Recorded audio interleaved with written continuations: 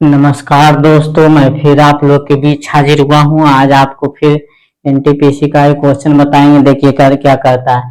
कहता है 3 वर्ष पूर्व पिता की आयु अपने पुत्र की आयु के दोगुने से 14 वर्ष अधिक थी। कहता है 3 वर्ष पूर्व की कहानी है। 3 वर्ष पूर्व की कहानी है कि पिता की आयु जो है पुत्र की आयु के 2 गुने से 14 वर्ष है।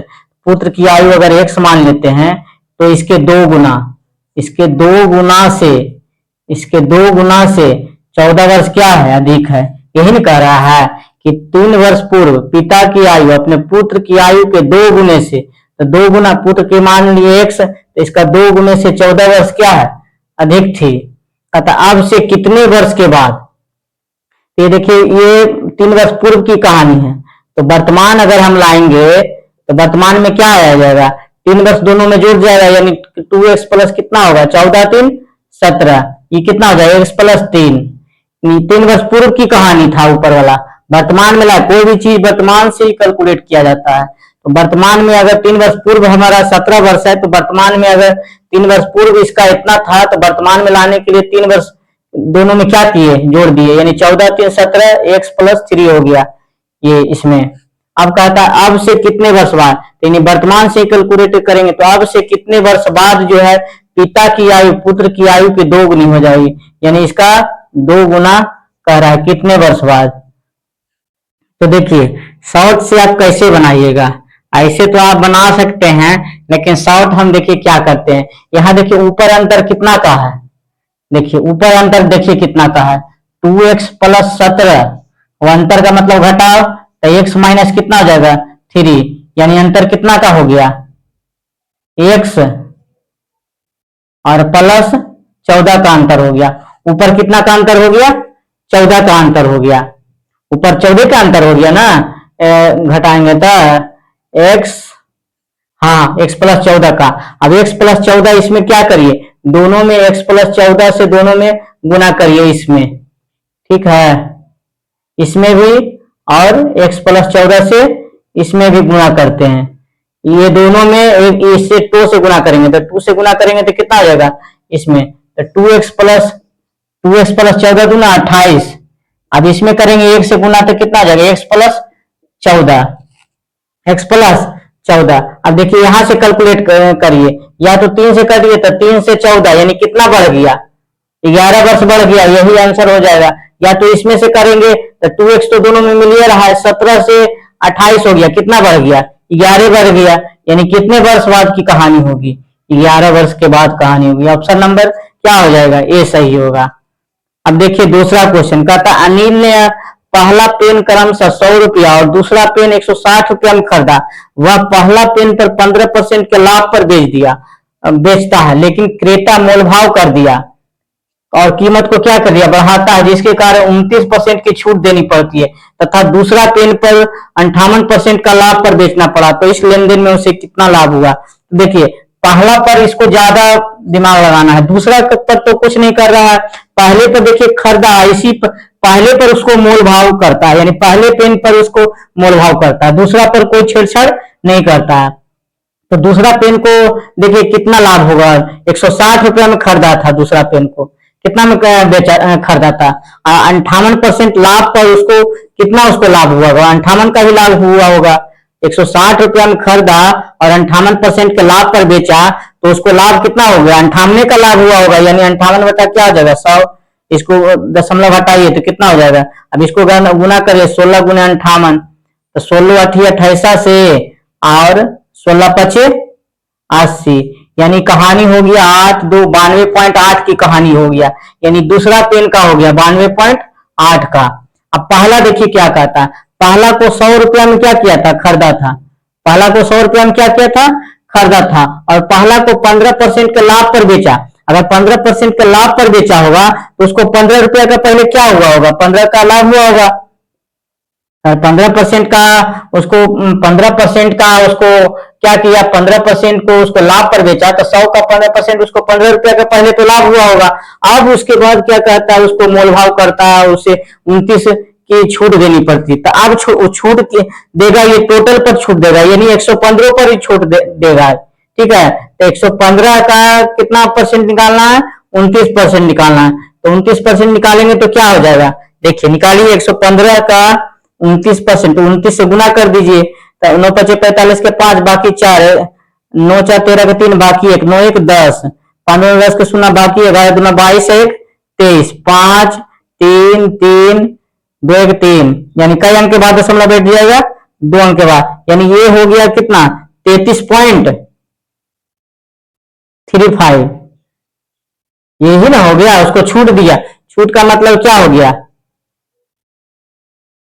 छूट का मतलब क्या हो गया, 33.3 का मतलब क्या हो गया, उसको छूट दिया गया। तो छूट का मतलब उसको क्या हो गया, छूट का मतलब, अब बताइए छूट का मतलब क्या हो गया। छूट का मतलब हो गया 33.35 छूट, ये लाभ था तो प्लस हो गया, ये छूट दिया तो ये माइनस हो गया, और ये क्या हो गया, ये लाभ हो गया था, यानी कितना हो गया, ये प्लस कितना हो गया 92.8, ये लाभ हो गया। अब ये दोनों को क्या करिए, जोड़िए। तो 92.8 में अगर 15 को जोड़िएगा तो कितना हो जाएगा, 8 5 2 7 9 1 10, 107.8, 107.8 में क्या करिए, 33.35 को क्या करिए, घटाइए। 10 में से 5 गया 5, और 7 में से 3 गया 4, 0.45 देखिए एक ही गो में है, ये है, नहीं तो इसको आप घटा दीजिए। 7 में से 3 गया 4, और 9 में से 3 गया, ये बच गया कितना, 10 में से 3 गया 7, 74.45 आ गया। अगर मेरा वीडियो अच्छा लगा हो तो लाइक और सब्सक्राइब जरूर करें। नमस्कार दोस्तों, मैं फिर आप लोग के बीच एनटीपीसी का क्वेश्चन लेकर के आए हैं। जैसे कॉस अल्फा बराबर 3/5, कॉस बीटा बराबर 15/17, तो साइन अल्फा प्लस बीटा का मान बताइए। तो देखिए सबसे पहले क्या है, सबसे पहले है कि साइन अल्फा प्लस बीटा का एक फार्मूला होता है।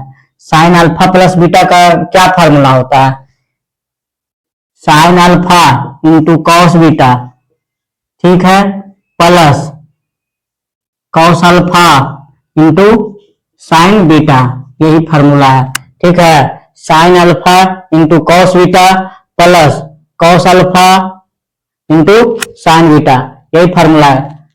अब देखिए यहां पर देखिए क्या है, कॉस अल्फा बराबर दिया हुआ है कितना, 3/5, तो कॉस अल्फा बराबर दिया हुआ है 3/5, तो कॉस बराबर होता है लंब बटा कर्ण। तो बताइए इससे आधार निकाल लेंगे तो क्या हो जाएगा, 3 4 5 ट्रिपलेट है तो आधार क्या हो जाएगा, 4 हो जाएगा आधार। बताए तो इससे हम साइन अल्फा निकाल सकते हैं। साइन अल्फा बराबर क्या हो, साइन थीटा बराबर लंब बटा कर्ण होता है, तो लंब कितना हो गया, साइन एक कॉस थीटा बराबर होता है आधार बटा कर्ण।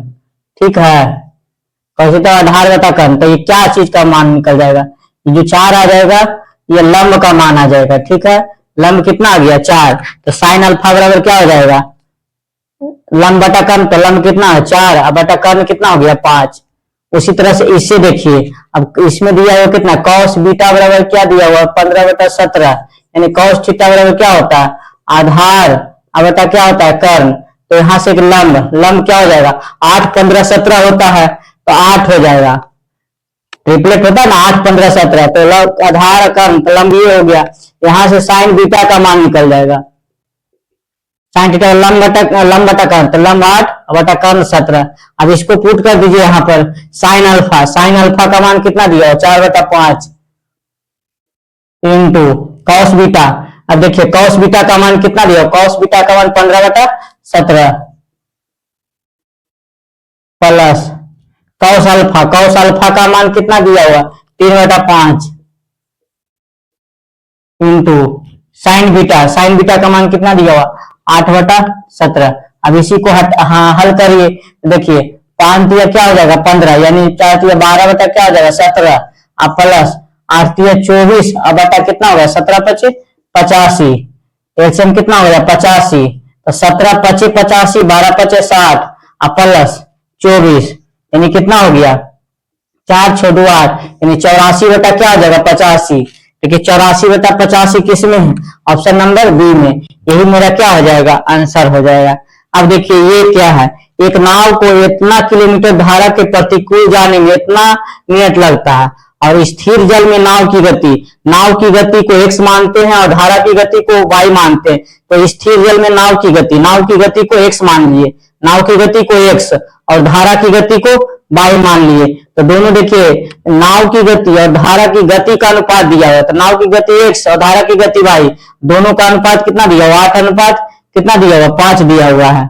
अब देखिए, अब कहता है धारा के प्रतिकूल जाने में समय इतना लगता है, तो पहले निकाल दीजिए कि धारा के प्रतिकूल उसको चाल कितना रहा होगा। तो धारा के प्रतिकूल को हम यूएस से डिनोट करते हैं, यूएस में उसकी चाल क्या रही होगी, धारा के प्रतिकूल को यूएस से, तो यूएस में चाल क्या रहा होगा, तो चाल बराबर क्या, दूरी बटा समय, तो दूरी कितना हो गया 33.2, चलो दूरी बटा समय, समय कितना लगा 83 मिनट है, मिनट को घंटा में बदल लेंगे, 7 से भागा देंगे तो 60 कहाँ चल जाएगा, ऊपर चला जाएगा। यानी कहने का मतलब ये हो गया 33.2 बटा कितना होगा 83 और ऊपर क्या जाएगा 60। अब इसी को काटिए तो कितना हो जाएगा 10 छक्का 60, कट जाएगा। देखिए 4 बार में क्या हो जाएगा, कट जाएगा, यानी कितना हो जाएगा, यानी कहने का मतलब है कि 24 किलोमीटर पर घंटा आ गया। यूएस की चाल कितना आ गया 24 किलोमीटर पर घंटा।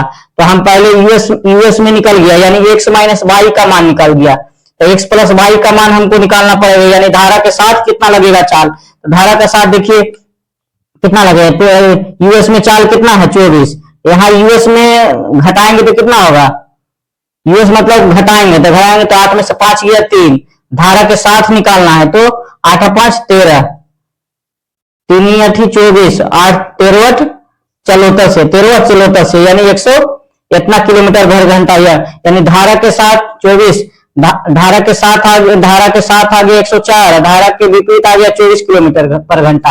अब देखिए कहता है नाव को इतना किलोमीटर धारा के प्रतिकूल जाना है, तो और इतना किलोमीटर अनुकूल आना है, तो समय कितना लगेगा, तो समय बराबर क्या होता है दूरी बटा चाल। तो दूरी कितना दिया हुआ है इतना, यानी 47.1 किलोमीटर जाना है, कैसे धारा के प्रतिकूल चाल कितना दिया हुआ है 24, तो समय बराबर दूरी बटा चाल। अब दूसरा दिया है धारा के अनुकूल 55.9, ये अनुकूल जा रहा है, इसका मतलब कितना होगा, धारा के अनुकूल जा रहा है, इसका मतलब कितना समय लगेगा, तो धारा के अनुकूल कितना चाल आ गया 104। ये देखिए टोटल समय, तो टोटल समय यही हो गया, समय बराबर दूरी बटा चाल और दूरी बटा चाल, ये हो गया धारा के कैसे अनुकूल प्रतिकूल, 24 आ गया धारा के प्रतिकूल, तो समय बराबर दूरी बटा चाल, तो दूरी इतना किलोमीटर गया धारा के प्रतिकूल चाल था 24, तो समय बराबर दूरी बटा चाल, अब प्लस टोटल कितना समय लगा, यानी दोनों को जोड़ देना, ये भी दूरी बटा चाल। ये हो गया धारा के अनुकूल दूरी दिया, धारा के अनुकूल चाल निकाल दिए इतना, अब इसी को समय निकाल दीजिए, काट दीजिए, तो लगभग हम देखिए क्या करते हैं, कि देखिए भागा दीजिए, तो देखिए कितना 24 गुना 48 कई बार में लगेगा, 2 बार में, 24 गुना 48 कई बार में लगेगा, लगभग 2 बार में, प्लस ये देखिए लगभग कितना बार में लगेगा, पॉइंट बार में लगेगा, पॉइंट बार में, यानी 2 से ज्यादा आएगा, और 2 से कुछ ज्यादा आएगा, 3 नहीं जाएगा। देखिए ये तो ज्यादा, इतना ज्यादा तो जाएगा नहीं, अब देखिए इतना, ये तो 1.5 तो कम आएगा नहीं, 2 से ज्यादा आएगा, अब ये 2 और हाई के बीच में आएगा, तो यानी 2 से थोड़ा ज्यादा आएगा और 3.5 से कम आएगा। देखिए इसको जाएगा तो दशमलव में जाएगा, यानी दशमलव ऐसे मतलब कुछ आएगा 0.5 तो इस तरह से आएगा, तो यानी 2 से ज्यादा आएगा। कौन ऑप्शन नंबर ए में सही है। अगर मेरा वीडियो अच्छा लगा हो तो लाइक और सब्सक्राइब जरूर करें।